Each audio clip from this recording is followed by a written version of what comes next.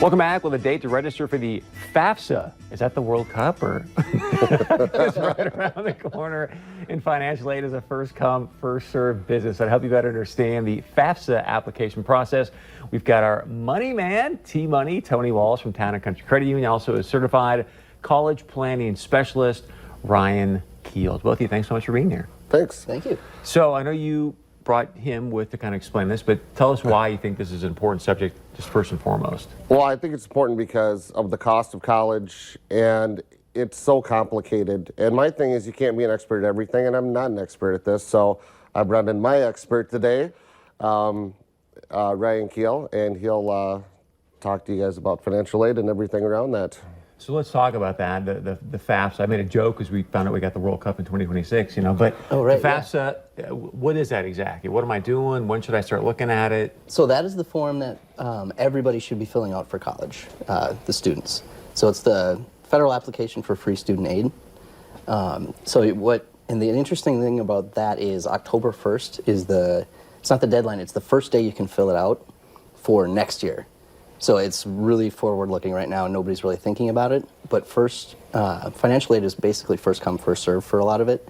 So you really want to be in the front of the line instead of waiting till, maybe later in the fall, or the old start-off date was January 1st. Some people are still thinking mentally that. So it's important to get it done in that first month if you can.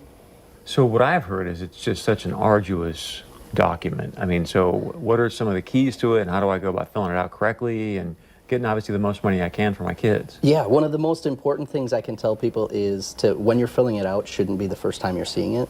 Unfortunately, that's what a lot of people do. They wait for it to happen, and then they have to fill it out, and then it doesn't always explain things very well.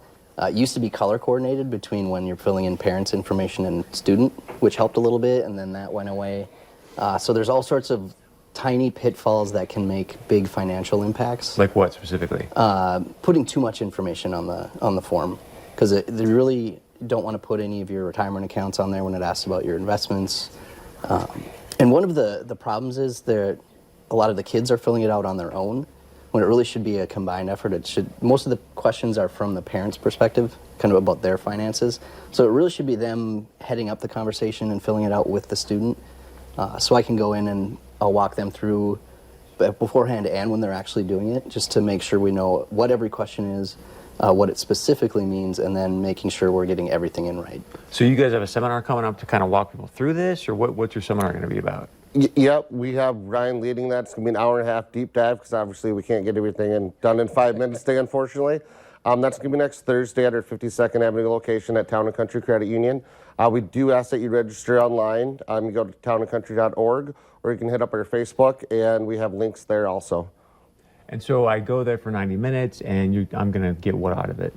We'll teach you some of the things you need to know before you're filling it out, especially the finances, the assets of the parents. We'll let you know what's going to count against you, and then we'll have enough time to maybe do something about it.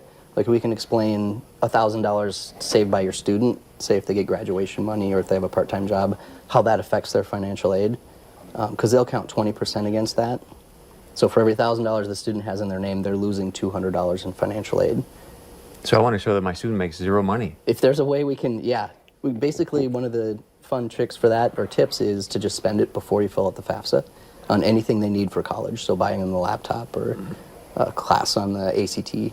But I'm assuming I want to try to minimize my parental income as well, right? Or the income is tough to work with because most people are kind of stuck with what they're making.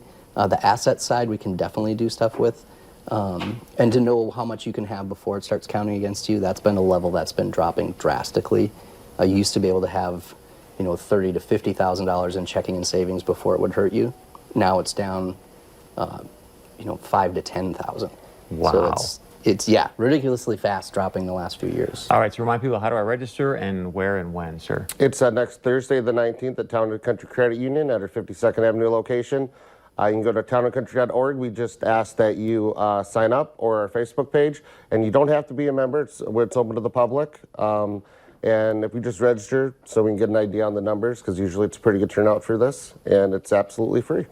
So important. And we were just talking before we went on, how expensive college is these days. So go take advantage. Free seminar to both you guys. Thanks so much for being here. We appreciate it. Thank you. Yep, thanks for having us. All right, stick around. We got much more coming up right after this. Well done.